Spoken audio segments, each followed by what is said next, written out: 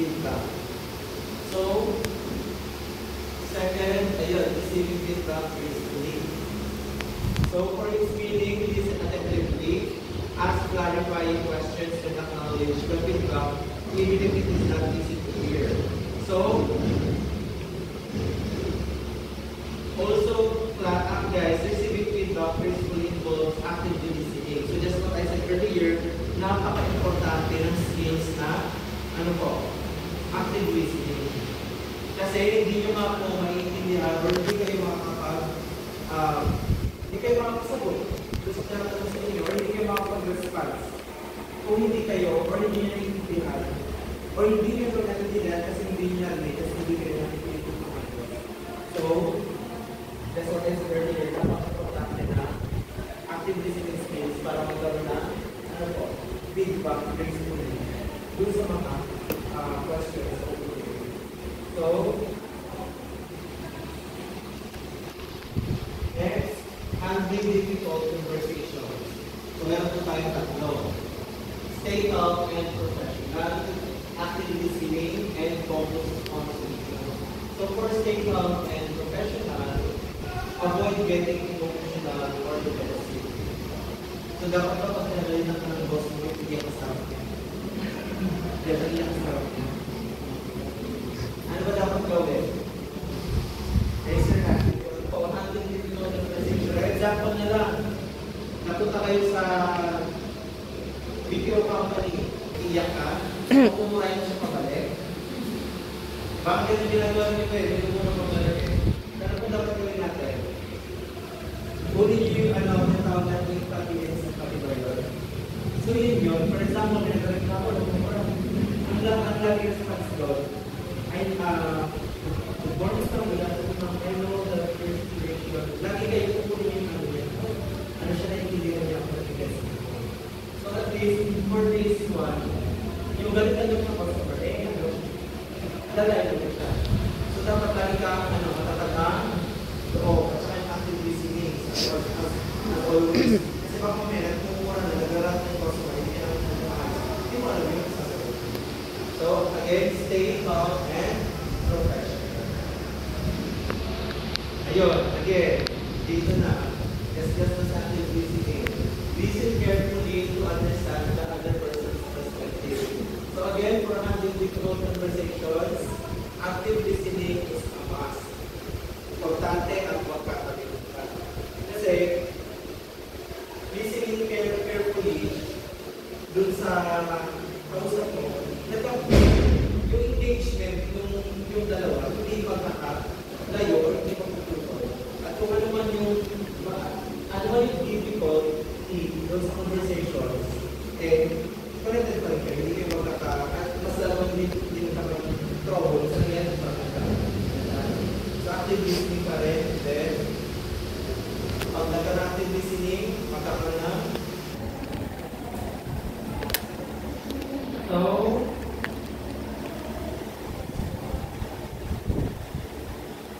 ito, guys, yung scenario dealing with an angry customer. So, dito pa rin sa tatlo. Stay calm and professional, active listening, and focus on solutions. So, meron dito scenario, sample scenario. Listen attentively, acknowledge their feelings, and find ways to offer a solution. And avoid interrupting or getting defensive. Kasi more defensive ka, mas makagalan mo ng customer nyo. So much better na ilalagay nyo yung shoe para na naman at least na pipili mo kung nararamdaman nyo.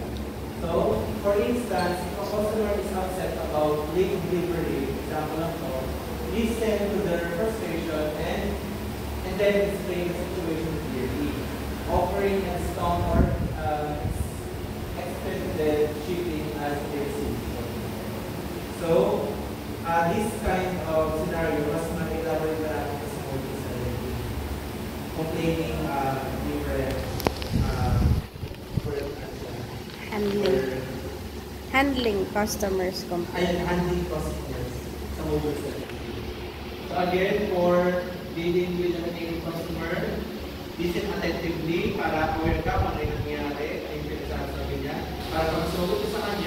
alam mo yung sasabihin mo, sinakilig ka sa kanya. And then, avoid interrupting. Kasi the more naman nakaka-cause ka ng interrupt sa release ng process, mas nag-right. Then after nun, offer a solution para matapos na ang problem. So, meron tayong activity. Pero bago tayo mag-proceed dito, again, ito yung tatlo. Tatlong what? Handling, difficult conversation. Ano yung tatlo? Anyone would like to answer this question? No, sir.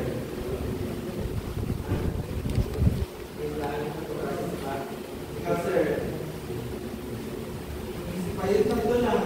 Ano yung tatlo? Ay, ikaw nga. Tayo po tayo. Yung usapan mo na natin mga tayo, sir.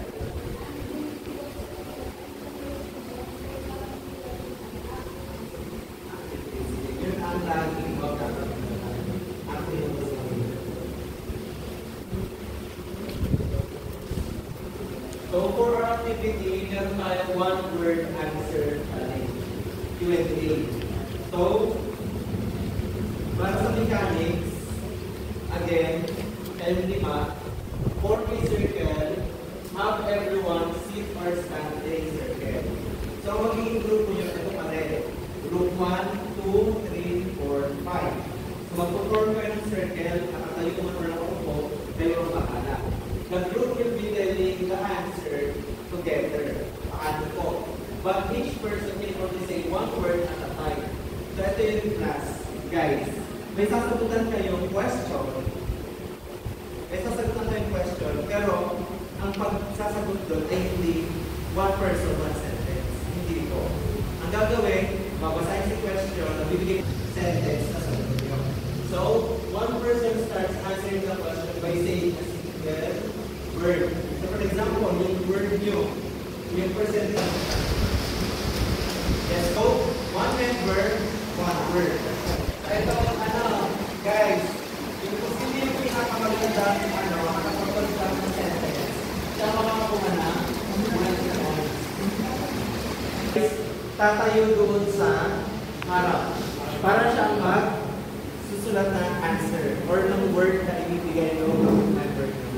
Kaya pumili na kayo ng yes po. Pag okay na kayo doon, satisfied na kayo, pwede na. Ang gagawin, jump starters, listen. Ang pagsasagot ko ay one member, one word. Hanggang sa makapag-create ng answer dun sa sentence. So dapat, as usual, yung sinabi ko kanina, active listening. Para kung rin sabihin yung word, ay yung sasabihin ko rin, connected din dun sa sinabi niya. Para makapag-create kayo ng magandang sentence or answer. So active listening skills na po tayo. So, pumili na po ng isang group member na magsusulat ng sinabi niya. Siya po ang tatayo sa gitna para narinig niya ng maayos. Hindi na kasama. Boy, sino niyo dyan? Representative? Ikaw na lang? O, ikaw magsulat ng sagot doon sa paper. Pero one word at a time lang. One person. One person, one word. Example, the active communication. Hanggang sa makabukas.